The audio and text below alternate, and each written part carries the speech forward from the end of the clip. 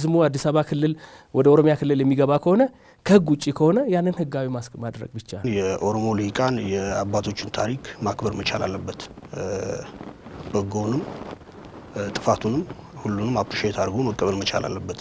በመዳር መሰናዷችን ለውይይት ይዤ የቀረብኩት ሀሳብ ሰሞነኛውን የአዲስ አበባ ጉዳይን በተመለከተ ነው የሚሆነው። ትልልቅ የዓለም ድርጅቶች ቢሮዎች ያሉባት ከተማ ናት እያል የአፍሪካ መዲናት እያል ይሄን ትልቅ ስፍራ ሰጥተን ወርደን ታች ሰፈር ውስጥ ጠበን ጎጥ ውስጥ ጠበን ደግሞ አዲስ አበባ የዚህ ብሔር ናት አዲስ አበባ የዚህ ብሔር ናት ብለን ምንም የሚያቋስለን ነገር የለም።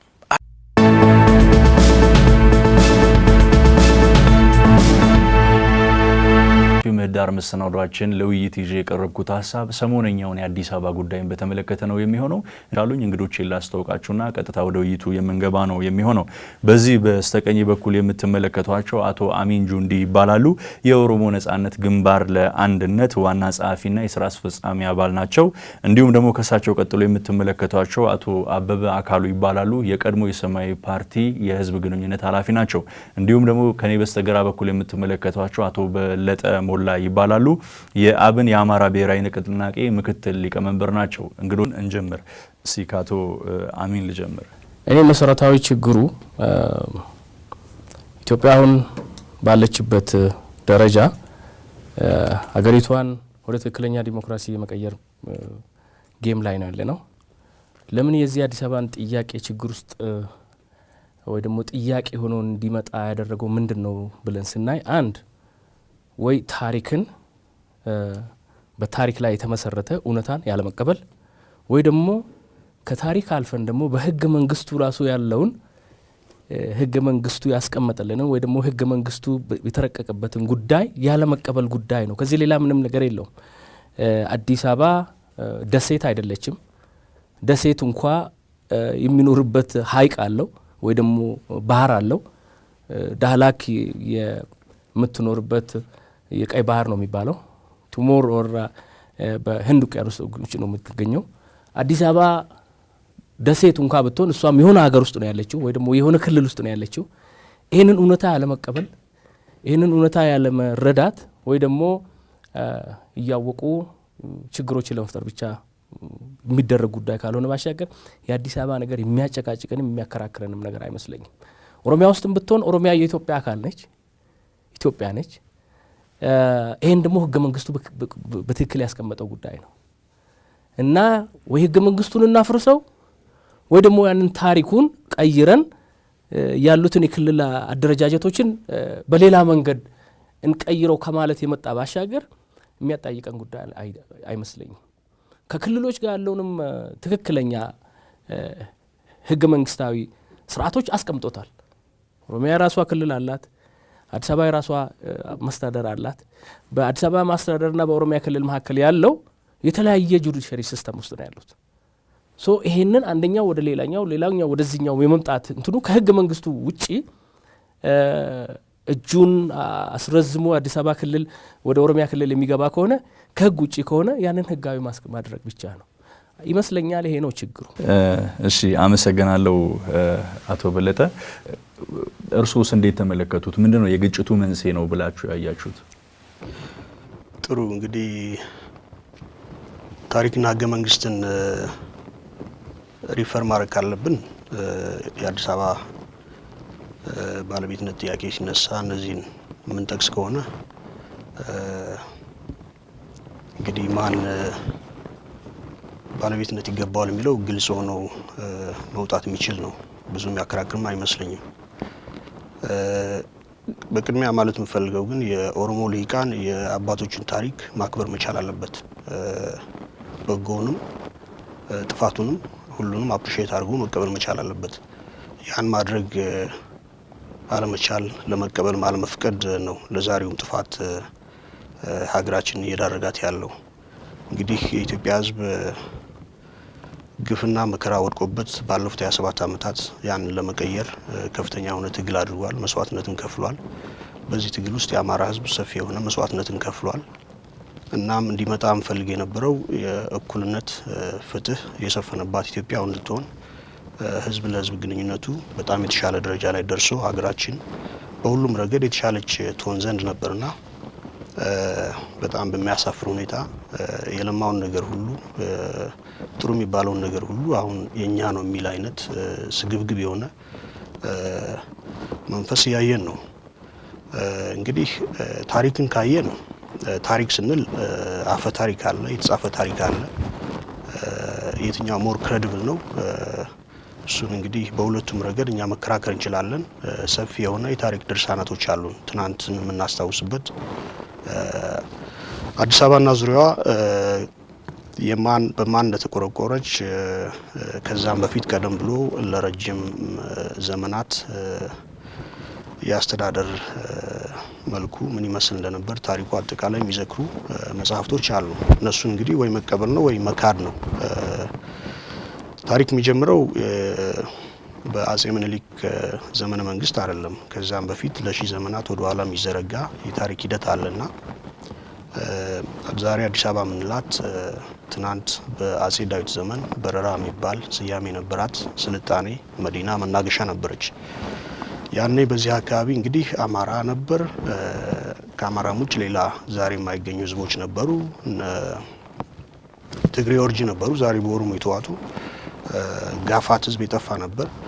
ዛሬ ሸዋ የምንለውም በሸዋ ውስጥ የሚገኝ ኦሮሞም ኦሮማይዝድ የተደረገ አማራ እንደሆነ እዚህ ላይ እኛ ብዥታ የለብንም። አማራ ነው። ታሪኩን ወደ ኋላ መፈለግ ካለበት አማራ ሆኖ ራሱን ያገኘዋልና አዲስ አበባን ስናይ እንግዲህ በሸዋ ማዕቀፍ ውስጥ መታየት አለበት። ዛሬ ስለ ትናንት አንስተን እንከራከር ምንል ከሆነ ዞሮ ዞሮ አሸናፊዎቹ በግልጽኛ ሆነ እንደምንወጣ ግልጽ ነው።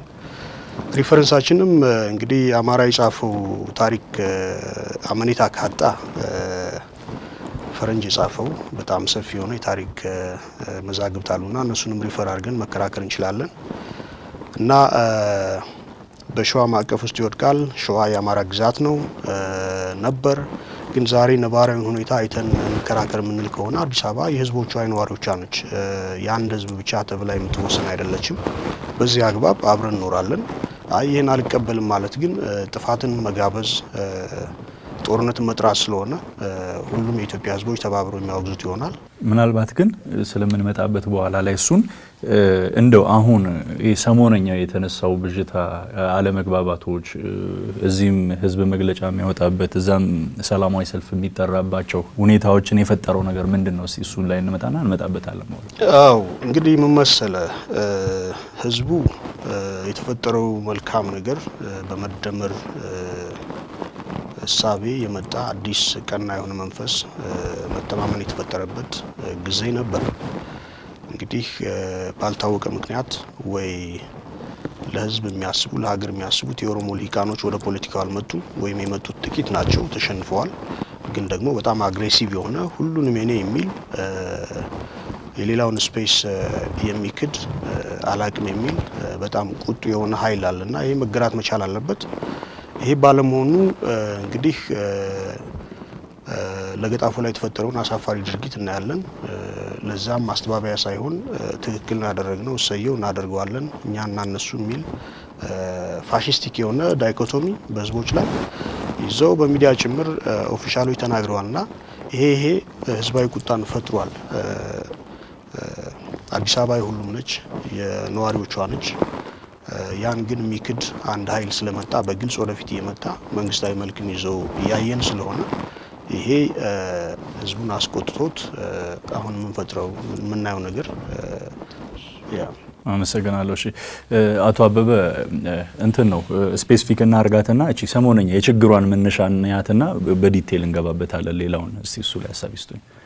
እንግዲህ እኔ ከሁለቱ ወንድሞቼ ትንሽ ለየት ያለ እንትን አለን። እኛ የዚህ ችግር ምንጭ ነው የምንለው የፌዴራል ስርዓቱ በዘርና በቋንቋ ላይ የመመስረቱ ጉዳይ ነው ከመነሻው። ይሄ የኔነት እንትኑ እየገነገነ የመጣውም ከዚህ የተነሳ ነው። ትናንትና እጅግ በጣም በጠበቀ የፍቅር ግንኙነት ውስጥ ይኖሩ የነበሩ ኢትዮጵያውያን ዛሬ መገፋፋት ላይ ድረስ ነው። ይሄ መንግስቱ የተቋቋመበት ፌዴራል መንግስቱ የተቋቋመበት ቤዙ የቋንቋና የዘር መሆኑ የፈጠረው ችግር ነው፣ የወለደው ያመጣው ችግር ነው። ለዚህም ነው የፌዴራል ስርዓቱ በሚገባ አሜንድ መደረግ አለበት። መታየት የሚገባቸው ጉዳዮች አሉ። እኛ ይሄን ስንል የፌዴራል ስርዓት አያስፈልጋትም ይላሉ የአንድነት ፖለቲካን የሚያቀነቅኑ ሰዎች ነው። የፌዴራል ስርዓትን የጀመረችው ኢትዮጵያ አይደለችም፣ ሌሎች ዓለሞችም አሉ። ስለዚህ ከፌዴራል ስርዓቱ ተነስተን ስንመጣ ሁሉም የየራሱን አጥር ሰርቶ ይሄ የኔ መሬት ነው፣ ይሄ የኔ ምድር ነው፣ እዚህ ላይ አንተ እንደፈለክ ማዘዝ አትችልም የሚለው ነገር እየገነገነ መጣ። አዲስ አበባ ደግሞ የአዲስ አበባ ጥያቄ አሁን ነው ሞር ገንግኖ ደግሞ መጣ። ያው ቅድም ከዚህ ከለውጡ በኋላ ጥሩ የመደመር እሳቤ ኖሮ ሰዎች እንትን ባሉበት ሰዓት ላይ ይሄ ነገር ሌላ እሳት ሆኖ ነው የወጣው። ይሄ አንደኛ ደሊብሬትሊ ችግር ለመፍጠር የሚንቀሳቀሱ ሰዎች እንዳሉ ማሳያ ነው የሚሆነው። ይሄ ለምን ለውጡ ለምን አልተረጋጋም የሚሉ አካላት ከኋላ ያሉ ይመስለኛል። እነማን የሆኑ ይህን ስፔሲፊክ አድርጎ መናገር አይቻልም። ነገር ግን የማንነት ጥያቄ አዲስ አበባ የኢትዮጵያውያን ናት፣ የኢትዮጵያውያን መሰባሰቢያ ናት። ብሔር ብሔረሰቦችን የምናገኘው አዲስ አበባ ላይ ነው። ህገ መንግስቱም ላይ እኮ መሬት የመንግስትና የህዝብ ነው ይላል። የመንግስትና የህዝብ ከሆነ የከሌ መሬት ነው የዚህ ብሔር መሬት ነው ይሄ ተብሎ ተቆርሶ የሚሰጥ ነገር የለውም። ስለዚህ አንድ አካባቢ ላይ የሚኖር ህዝብ የዛ ህዝብ ነው። አዲስ አበባ እኮ ከሀገር አይደለም የአፍሪካ መዲና አድርገን የምንወስዳት ናት። እንደው ጠበን መተን የአዲስ አበባ የኔነት መገንገን ነበረበት። የአፍሪካ ዋና ከተማ ናት እያል ትልልቅ የዓለም ድርጅቶች ቢሮዎች ያሉባት ከተማ ናት እያል የአፍሪካ መዲና ናት እያል ይሄን ትልቅ ስፍራ ሰጥተን ወርደን ታች ሰፈር ውስጥ ጠበን ጎጥ ውስጥ ጠበን ደግሞ አዲስ አበባ የዚህ ብሔር ናት፣ አዲስ አበባ የዚህ ብሔር ናት ብለን ምንም የሚያቋስለን ነገር የለም። አዲስ አበባ እኔ የታሪክ መፈተሹን ተተነው ነው ቅድም ወንድሞቼ እንዳሉት ታሪኩን ለባለ ታሪክ እንተው ለታሪክ ባለሙያዎች እንተውና አሁን ባለው እንደ ሰብአዊ ፍጡር ስናስበው አዲስ አበባ የኢትዮጵያውያን ሁሉ ከተማ ነች። ይሄን አምነን መቀበል ነው ያለብን። የሀገሪቱም ዋና ከተማ ናት፣ መናገሻ ከተማ ናት። ባለፉት የታሪክ ዘመናት በርካታ መናገሻዎች ነበሩን እኮ። አሁን ደግሞ ማዕከላዊ መንግስቱ ተሰብስቦ አዲስ አበባ ላይ ዋና ከተማ አድርጎ ህዝብን እየመራ ነው ያለው። ያለፉትም ነገስታትም አዲስ አበባን ዋና ከተማ አድርጎ ነው ሲመሩ የነበሩት። ዛሬ ላይ ይሄንን ኢሹ ማንሳት ተገቢ ነው። ይሄ ነው ወይ አሁን ኢትዮጵያን ይመጥናሉ? ይሄ የአዲስ አበባ የማንነት ጥያቄ ተነስቶ በሱስ መሻኮታችን ኢትዮጵያን የሚመጥን ጉዳይ አይደለም። ኢትዮጵያዊነትንም የሚያንኳስና ዝቅ የሚያደርግ ጉዳይ ነው። ስለዚህ በእኛ ሀሳቤ አዲስ አበባ የኢትዮጵያ ህዝብ የሁሉም መዲና ናት። ብዙ በርካቶች በቀን በሚሊዮን የሚቆጠር የኢትዮጵያ ብሔር ብሔረሰቦች እየገቡ የሚወጡባት ከተማ ናት። ይሄን አምነን መቀበል ያለብን። እሺ፣ አመሰግናለሁ። እስቲ ለአቶ በለጠ አንድ ጥያቄ ላንሳ። ያው እንደሚታወቀው እንግዲህ ሰሞነኛው ግጭት ያው እኔ ነገሩን እያጠበቅኩት ልምጣ በጣም በልኪ እንዳይሆንብን ለገጣፎ ላይ ችግር ነበረ። ከለገጣፎ ወዲህ ደግሞ የኮንዶሚኒየም እጣ ወጣ። የኮንዶሚኒየም እጣ ሲወጣ በተለይ ኮዬ ፈጬ ላይ ለደረሳቸው ሰዎች እጣው ተነግሮ በማግስቱ ይመስለኛል ካልተሳሳኩኝ ተቃውሞ ተነሳ። ኮዬ ፈጬ ኦሮሚያ ክልል ውስጥ ስለሆነ ያለው መግባባት ላይ ባልተደረሰበት ሁኔታ እጣው ሊተላለፍ አይገባም የሚል ተቃውሞ ተነሳ ማለት ነው። አይ ቲንክ እሱ ይመስለኛል አሁን በጣም ነገሩን በጣም አጋግሎት ያለው ማለት ነው። እና እዛ ላይ ስንመለከት ይሄ የወሰን አለመካለሉን ነው የሚያሳየውና የአዲስ አበባ ወሰን ኮዬ ፈጬን አያጠቃልልም ከሚል ነው የኦሮሚያ መንግስት መግለጫም አውጥቶበታል። ስለዚህ እዚህኛው ላይ ምንድን ነው ያለው አስተሳሰብ እርሶ ጋር? በመጀመሪያ ደረጃ እንግዲህ ከተማ ሲስፋፋ ከተማ ያድጋል። ሲስፋፋ ሰዎች አርሶ አደሮች መፈናቀላቸው የሚቀር አይሆንም። እንደዛ ሲሆን ደግሞ በህግ አግባብ የሚገባቸውን ካሳ ማግኘት መቻል አለባቸው። ይሄ የፍትህ ጥያቄ ነው፣ ማንም የሚደግፈው ነው። ግን ደግሞ አዲስ አበባን ኮዬ ፈጬ አዲስ አበባ ናት የኦሮሚያ የሚለው እንግዲህ የአዲስ አበባ መስተዳደርነትን ሪፈር ማድረግ በቂ ይመስለኛል። 6 ዞን አላት፣ 28 ወረዳዎች አሉ፣ 328 ቀበሌዎች፣ 305ቱ የከተማ 23ቱ የገጠር ቀበሌዎች ናቸውና ከነዛ ውስጥ አንዷ ኮዬ ፈጬ ነች። እንግዲህ ወሰኑ በትክክል አልተሰመረም ከሆነ የትናንት ሊሰራ ይገባ የነበረ ግን ሳይሰራ የቆየ ዛሬ ችግር ሆኖ የተፈጠረ ጉዳይ ነው። የተፈናቀሉ አርሶ አደሮች ልጆቻቸው መጠለያ ማግኘት አለባቸው። ይሄ ብዙ የሚያከራክረን ጉዳይ አይሆንም። ግን ደግሞ በእነሱ ስም ዛሬም ቢሆን ቤት እያገኘ ያለው እየተቀራመተ ያለው ራቅ ካለ የኦሮሚያ ቦታዎች የመጡ ቄሮ የሚባሉ ቤት እየሰበሩ የሚገቡ እነሱ ናቸው እንጂ ገበሬዎቹ ተፈናቅለው ከነበር አው ተፈናቅለዋል። ከተማ ሰፋ ይፈናቀላልና ተገቢውን ካሳ ማግኘት እንዳለባቸው ዛሬም የሚካድ ጉዳይ አይሆንም።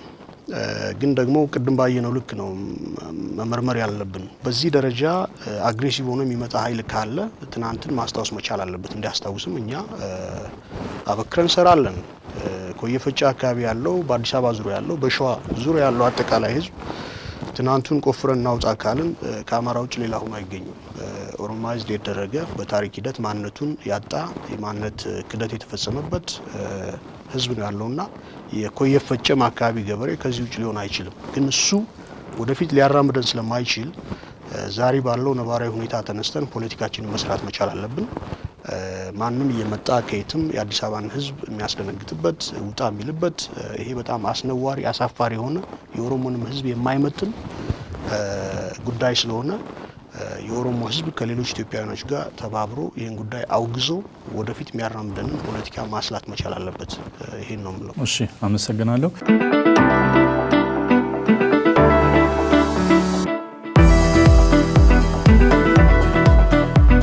አቶ አሚን የኢፌዴሪ ሕገ መንግስት አንቀጽ 49 ላይ አንድ ሀሳብ አለ። በተነሳው ላይ ሀሳብ መስጠት ይችላሉ።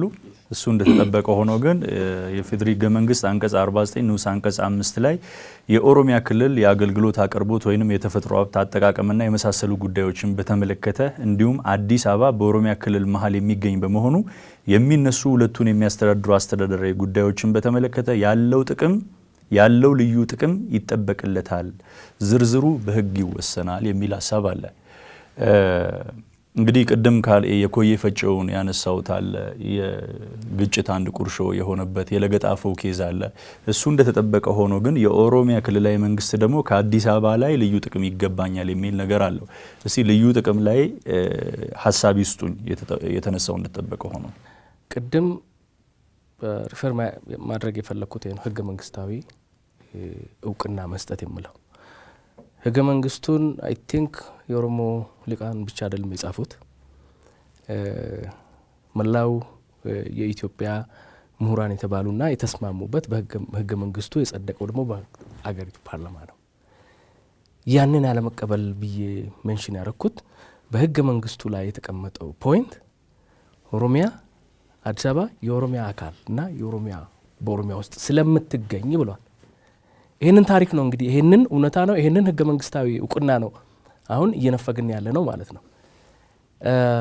ያ የተባለው ልዩ ጥቅም ምንድን ነው? እሱ በህገ መንግስቱ ይረቀቃል ተብሏል። እስካሁን የኦሮሞ ህዝብ አዲስ አበባ ልዩ ጥቅማችን የሚባለው በስራ ላይ ይዋልም ብሎ ያጨናነቀ ኃይል የለም።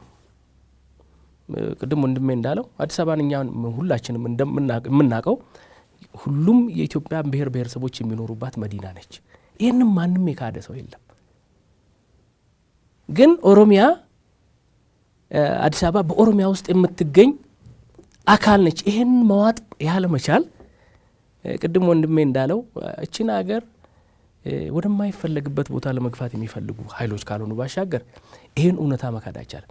እኔ አዲስ አበባ በአማራ ክልል ውስጥ ወይ በትግራይ ክልል ውስጥ ኖራ የኛ መዲና ሆና የሁላችንም መዲና ሆና እዛ ተቀምጣ በአማራ ክልል ውስጥ ነች ብትባል ምንድነው ችግሩ? ምንድነው የሚያመጣው ነገር? ምን ልዩ ነገር አዲስ ነገር የሚያገኙት ምንድነው ያለው?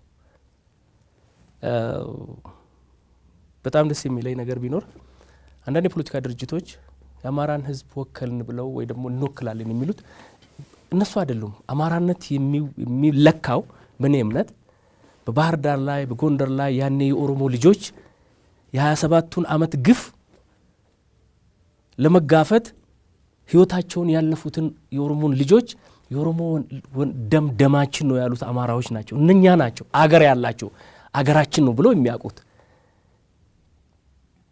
መዲናችን ባህር ዳር ነው ብሎ የሚያውቁት አማራዎች እነሱ ናቸው ትክክለኛ አማራዎች። ከነኛ ጋር ችግር ያለ ብዬ አልገምትም። አገር ያለው ሰው ኦሮሚያ እኛ አገር ነች እንላለን ኦሮሞዎች። የአማራን አገር አማራ አገር ነው ብለን ነው የምናውቀው። የትግሬን አገር የትግሬ አገር ነው ብለን ነው የምናውቀው።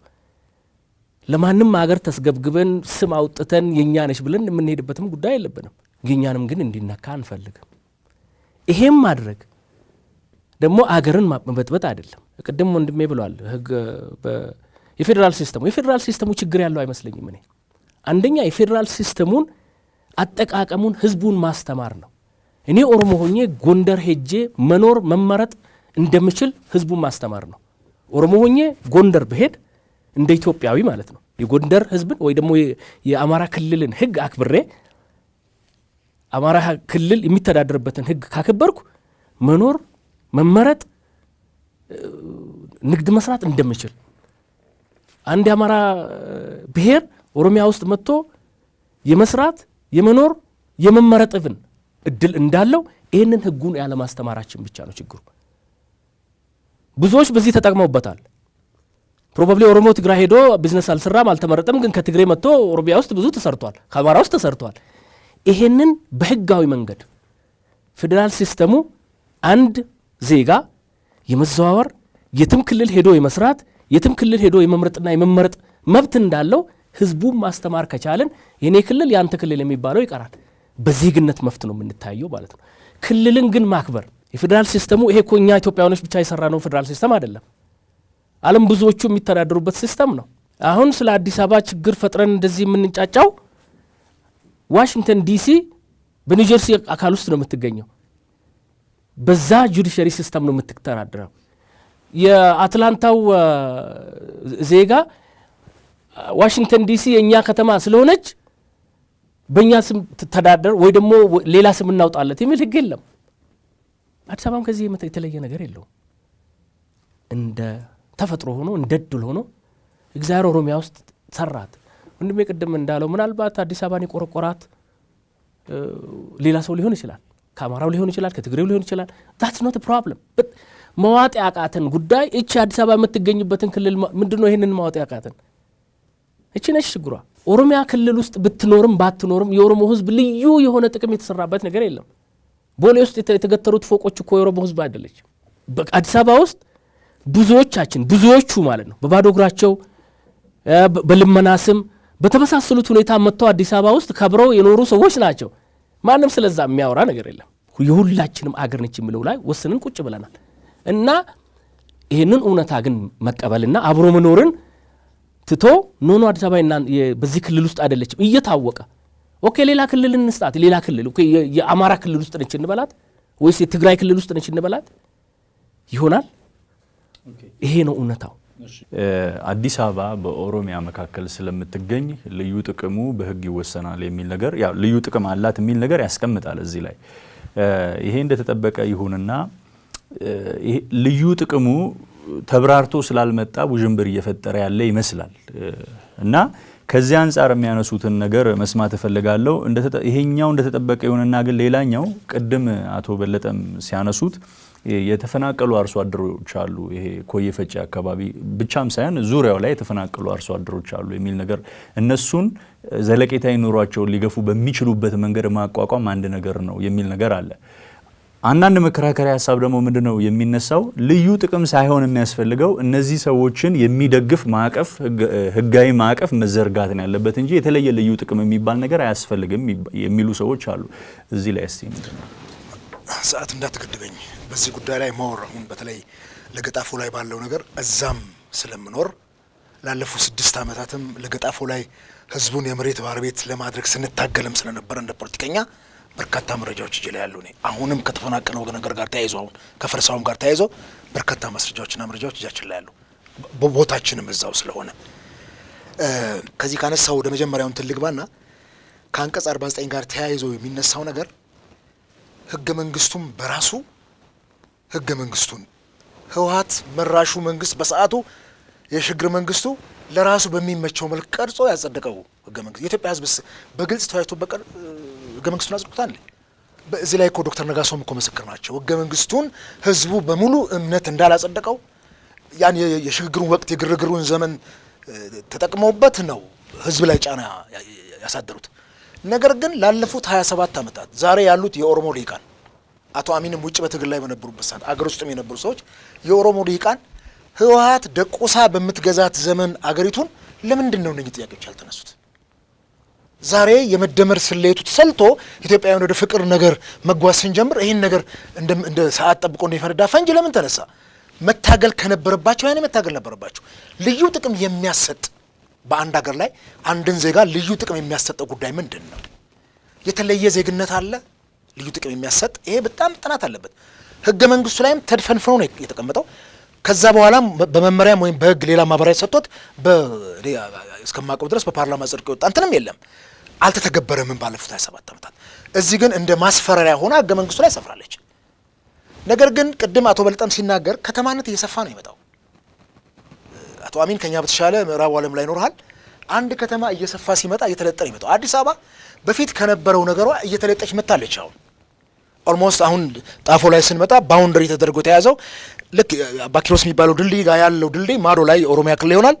ኮዲ ማዶ ላይ አዲስ አበባ ክልል ሆኖ ነው አሁን የምናየው ባለው አወሳሰን። ይሄ አሁን የምናየው የአንቀጽ 49 ጉዳይ የትኛው ጥቅም ምን አይነት ጥቅም የሚል ዝርዝር ነገር የለውም። ነገር ግን አንድ ከተማ ሲሰፋ ከተማው ዙሪያ ያለ ማህበረሰብ በጣም በርቀት ካለው 500 ኪሎ ሜትር 1000 ኪሎ ሜትር ካለው ማህበረሰብ የተለየ ተጠቃሚ ነው፣ ለዘመናዊነት ቅርብ ስለሆነ። እንደው ምናልባት ግን እንዲጨምሩበት እዚህ አንቀጽ 49 ላይ ያለው ያው ህገ መንግስት ላይ ብዙ ጊዜ በደፈናው አይደለ ብዙ ነገሮች የሚቀመጡት ዝርዝር ህጎች ይወጡለታል ይላል። ቀደም ደግሞ እርስዎ ባነሱልኝ ነገር ላይ በ27ቱ ዓመት ትግል ውስጥ አልተነሳም፣ ህወሓት ጫና ይፈጠር ነበር፣ በዛ ጊዜ ውስጥ ይሄ መብት ሊከበር አልቻለም የሚል ነገሮች አሉ። አሁን ምናልባት ይሄ መብት ወደ መከበሩ መጥቶስ ከሆነ እስቲ አያይዘው ይመልሱልኝ። ይሄ መብት ልዩ ጥቅም የሚለው መብት በራሱ መጠናት ያለበት። ምክንያቱም እኛ ስንታገል ህገ መንግስቱ መሻሻል አለበት ነው የምንለው። ህገ መንግስቱ በርካታ ለአገር የማይጠቅሙ ለህዝብ የማይጠቅሙ በርካታ ነገሮች አሉበት፣ ውስጡ የታጨቁ እርስ በርስ የሚያገፋፉን ጉዳዮች አሉበት። አንዱም ህገ መንግስቱ መታየት የሚገባው ይሄ ልዩ ጥቅም የሚለው ጉዳይ ነው። ከምን ተነስቶ ነው ልዩ ጥቅም የተባለ? ለምንስ በህግ 27 ዓመታት ሙሉ ለምን አልተዘረዘረ የሚለው ይሄንን ነው የምናነሳው እኛ። መሻሻል አለበት ብለን ስለምናምን ነው ህገ መንግስት ውስጥ ይሄ አንቀጽ ራሱ። ስለዚህ ከዚህ ነገር ጋር ተያይዞ የሚነሱ ነገሮች ግን እንትናቸውን እየሳቱ መጥተዋል። ፈራቸውን ልዩ ጥቅም ሲባል ከአንዱ ዜጋ ይልቅ አንዱ መኖሪያ እንዲኖረው፣ መኪና እንዲኖረው፣ ጥሩ ኑሮ እንዲኖር የምናደርግበት አይነት ነገር ከሆነ ሪሊ ይሄ በዜጎች መካከል የሚፈጠር ልዩነት ጋፕ ይፈጥርና ሌላ ቀውስ ውስጥ ነው የምንገባው። ልዩ ጥቅም የሚለው ነገር በራሱ ምንድን ነው የሚለው ነገር የህግ ትርጉም ያስፈልገዋል። ይሄ እንዳለ ሆኖ አሁን ግን እየተፈጠረ ያለው በተለይ ከዚህ ከከተሜነት መስፋፋት ጋር ይሄን ማገድ አይቻልም። አንድ ከተማ እዚህ ቦታ ሊሚትድ ነው ከዚህ ማለፍ የለበትም ብለን ወሰንንለት አናቆሙም። ከተማነት እየተስፋፋ ይመጣ ጉዳይ ነው። ስለዚህ አዲስ አበባ ከኩዮ ፈቼም አልፋ ልትለጠጥም ትችላለች። ወደፊት የሚቀጥለው ትውልድ ለጥጦ ትልቅ ከተማም ሊያደርጋት ይችላል። ይሄንን አርባናይዜሽን ማቆም እንችላለን ወይ? በፍጹም አንችልም። የአንድን ከተማ እድገት መወሰን አይቻልም። ስለዚህ ከተማ ዙሪያ ላይ ያሉ ሰዎች ደግሞ ይነሳሉ፣ ይፈናቀላሉ። ኢኔሴንስ መፈናቀል የሚለው ትንሽ ከበድ ይላል። እኔ ስለነበርኩበት ባለፉት 6-7 ዓመታት ስፔሻሊ በጣፎ ጉዳይ ላይ በርካታ ስራዎችን ስለሰራው ከአንድነት ፓርቲ ጋርም ከሰማያዊ ፓርቲ ጋርም። ምናልባት ግን አሁንም ይቅርታ ማልገባ ነው እንዳሉኝ የሚቀጥለው ትውልድ ምናልባት ከኮየ ፈጭም አልፎ ከተማውን አርባናይዝ ሊያደርግ ይችላል የሚል ሀሳብ አንስተዋል። ምንም ስህተት የለውም። ምናልባት ግን አቶ አሚን ቅድም አንድ ያነሱት ነገር አለ፣ እውቅና እየሰጡ መንቀሳቀስ የሚለው ነገር አለ። እሱስ እንዴት ይታያል? ይሄ እኮ ነው በጣም አስቸጋሪው ነገር። የኢትዮጵያ ውስጥ የብሔር ስብጥሩ በጣም ተዥጎርጉሮ ወጥቷል። በአሁኑ ሰዓት እያንዳንዱን እንደው በደም ተለክቶ የሚገኝ ቢሆን ኦሮሞ፣ አማራ፣ ትግሬ፣ ወላይታ፣ ሲዳማ እያልን ብንተነት ነው ይሄንን ከየትኛው ደም ውስጥ የትኛውን ነቅሰን እንደምናወጣ በጣም አስቸጋሪ ነው የሚሆነው። ምናልባት ትላንትና የተወሰነ ቦታ ላይ ያለ አንድ ማህበረሰብ በዛ ባለው ባህልና ብሔርና በማህበረሰቡ ወቅ እዛ አካባቢ ያለውን ማህበራዊ ህይወት ሊገፋ ይችላል። አሁን ግን ድንበር ተሻጋሪ ሆኗል የሰው ስብጥር። ስለዚህ አንዱን ብሔረሰብ ለይቶ ብቻ አውቶ ማስቀመጥ በጣም ከባድ ነው የሚሆነው። ጠቅላይ ሚኒስትር አብይ አህመድም ወደ ስልጣን ሲመጡ የኢትዮጵያ ህዝብ እኮ የተቀላቀለ ጤፍ ምንድን ነው የምንለው ሰርገኛ ጤፍ ነው። ከዛ ውስጥ ለይቶ ማውጣት በጣም በርካታ የኦሮሞ አዛውንቶችም የህዝቡን እንትን የኢትዮጵያዊነትን ዝንጉርጉርነት ሲነግሩን ልክ እንደዚሁ ሰርገኛ ጤፍ ነው የሚሆነው። ስለዚህ ይሄን ግምት ውስጥ ስናስገባ ዛሬ ይሄን ለይተን ይሄ ያንተ ነው እያልን ለምንድን ነው የፈራው ሰው? ይሄ ያንተ ነው የሚለውንም ነገር እኮ ለማንሳት ፍርሃት አለበት። ምክንያቱም ላለፉት 27 ዓመታት የታዩት መፈናቀሎች ከኦሮሚያ ክልል ከቤኒሻንጉል ክልል የሚፈናቀለው አማራ፣ ከሶማሌ ክልል የሚፈናቀለው ኦሮሞ፣ ከጉጂ ዞን ኦሮሚያ ላይ የሚፈናቀለው ጌዴኦ ይሄ አገር እንደሌለው ሆኗል። ስለዚህ መፈናቀሉ ይሄ ቦታ የኔ ትላንትና ይሄ የኔ ስለሆነ አንተ መጠቀም አትችልም የሚል ነገር አልነበረም። ዛሬ ግን በጣም እየጠበብን መጣንና ይሄ መሬት የኔ ስለሆነ አንተን መሸከም አይችልም እያልነው ነው። አንተን መሸከም አይችልም የሚለው ህዝብ እንትን ደግሞ የፌዴራል ስርዓቱ ሲዋቀር ህዝቡ ስለ ኤትኒክ ፌዴራሊዝም እውቀቱ ሳይኖረው አንተን ፌዴራሊዝሙን ጫንበት። ስለዚህ ይሄ ክልል እኔ ስለሆነ አንተ እዚህ መኖር አትችልም የሚል ነገር ነው ያለው በህዝቡ አእምሮ ውስጥ። ይሄ ነው የተፈጠረው። አሁንም ወደ ጣፎ ልመልስ። ትልቅ ሰብአዊ ቀውስ ነው የተፈጠረው። ፍራንክሊ ትላንትና ስንታገለው የነበረው ህወሓት በኤክስካቫተርና በሎደር የዜጎቹ ቤት አላፈረሰው። ትላንትና ስንታገለው የነበረው ለውጡ ከመጣ በኋላ ግን በኤክስካቫተርና በሎደር የዜጎችን ቤት ማፍረስ፣ ቆርቆሮውን እንኳን ሸጠው እንዳይጠቀሙ ማድረግ፣ ይሄ ሪሊ ከሰብአዊነት የመነጨ ነው ወይ? አንድ ሁለተኛው ነገር ወደ 2000 ቤቶች ናቸው በአሁኑ ሰዓት የፈረሱት። ዙሪያ እኔ ቤት አካባቢ ያሉ ቤቶች በብዛት ፈርሰዋል። ጠዋት በሬን ከፍቼም ስወጣ ፍራሾቹን ነው የማየው። ዮሐንስ ቤተክርስቲያን፣ መድኃኔዓለም ቤተክርስቲያን፣ ገብርኤል ቤተክርስቲያን በርካታ የፈረሰባቸው ተጠልለዋል። ለተጠለሉ ሰዎች እንኳን ምግብ እንዳይሰጥ የከተማው ባለስልጣኖች ምግብ የሚያደርሱ ሰዎችን እያሰሩ ነው ያሉት አሁን ሰዓት። ይህን ስናስብ እነኚህ ሰዎች ሲሰሩ የት ነበሩ የከተማው ባለስልጣኖች? እውነቴን ልንገራችሁ፣ ለአንድ የመናዊ ዜጋ እኮ ብሔር ኦሮሞ ብሎ መታወቂያ የሰጡ ሰዎች ናቸው ለገጣፎ ላይ ያሉት ባለስልጣኖች። ፍራንክሊ እኛ በማስረጃ ያዝነው ነው የምነግራችሁ። ለአንድ የመናዊ ዜጋ ዜግነቱ ኢትዮጵያ ያድርገው ብሔሩን ኦሮሞ አድርገው የሰጡ ናቸው ጣፎ ላይ ያሉት ባለስልጣኖች። ላለፉት 7 ዓመታት የተታገልናቸውም እነሱን ነው። 20፣ 30፣ 40 ሺህ ብር እንደፈለጉ በሙስና ተጨማልቀው ያሰሩት ቤት ነው ዛሬ የዳው ቤት ፈረሰው። ይሄ ደግሞ ኢትዮጵያዊነትን ጥያቄ ውስጥ ይከተዋል። የፈረሰበት አማራም አለ፣ ኦሮሞም አለ፣ ደቡብም አለ። በርካታ ብሔር ብሔረሰቦች ናቸው የፈረሰባቸው። ከማስተር ፕላን ውጪ ሲሆን እነኚህ ይፈርሳሉ የተባሉት 12000 ቤቶች ሲፈርሱ መንግስት አልነበረም ወይ? ዛሬ እኮ ስልጣን ላይ ያሉት የለገጣፎና ለገዳዲ ባለስልጣኖች እዛው ቦታቸው ላይ ነበሩ። እኛ ታግለን ከመጀመሪያው ከንቲባ ጀምሮ ደግሞ እስር ቤት ያሉ አሉ፣ ዋጋ ከፍለን እኛ በዚሁ ጉዳይ ላይ። ስለዚህ ዛሬ እንዴት አድርጎ ነው ኢትዮጵያዊ ነኝ የሚለው? እኔ የምልህ ሲኖር ኢትዮጵያዊ ካልሆነ ምን ያደርግለታል? ሲሞት ኢትዮጵያዊ ቢሆንስ ነገረኝ። ምንም ፋይዳ የለውም። መኖር አለበት ኢትዮጵያዊ ሆኖ። አንድ ሁለተኛ፣ ካሳን በተመለከተ ዙሪያው ላይ ለምሳሌ ጣፎ ላይ እነ ሲሲዲን የሚያክሉ ትልልቅ ሪል ስቴቶች እነ ሮፓክን የሚያክሉ ሲሰሩ የመጨረሻው ትልቁ 12 ብር ነው የተከፈላቸው ካሳ ለአንድ ገበሬ። ይሄን ያደረገው መንግስት ነው። መንግስት ግን መሬቱን በሺዎች የሚቆጠር ነው አንዱን ካሬ ሲሸጥ የነበረው። እነኚህ የተፈናቀሉ ገበሬዎችን የካርታ ባለቤት ለማድረግ ከኦህዴድ ሹማምንት ከኦዴፓ ሹማምንት ጋር ትንቅንቅ አንገት ለአንገት ትንቅ ተያይዘን ነው ያሳልፍነው 6 ዓመት ህዝቡን የካርታ ባለቤት ለማድረግ ያን የከተማውን ነዋሪ እንደገና እንዲቋቋም ህዝቡ ለማድረግ። ነገር ግን የሚፈናቀሉትን ሰዎች ሲነሱ የተሰጣቸው ካሳ ከመንግስት ካዝና ያወጣው ካሳ አይደለም እነሱን ሊያቋቁም ለዕለት ጉርስ እንኳን ይበቃ አልነበረም። ለዚህ ምን መፍትሄ ያስፈልጋል? አሁንም መፍትሄው መንግስት እጅ ነው ያለው። ግለሰብ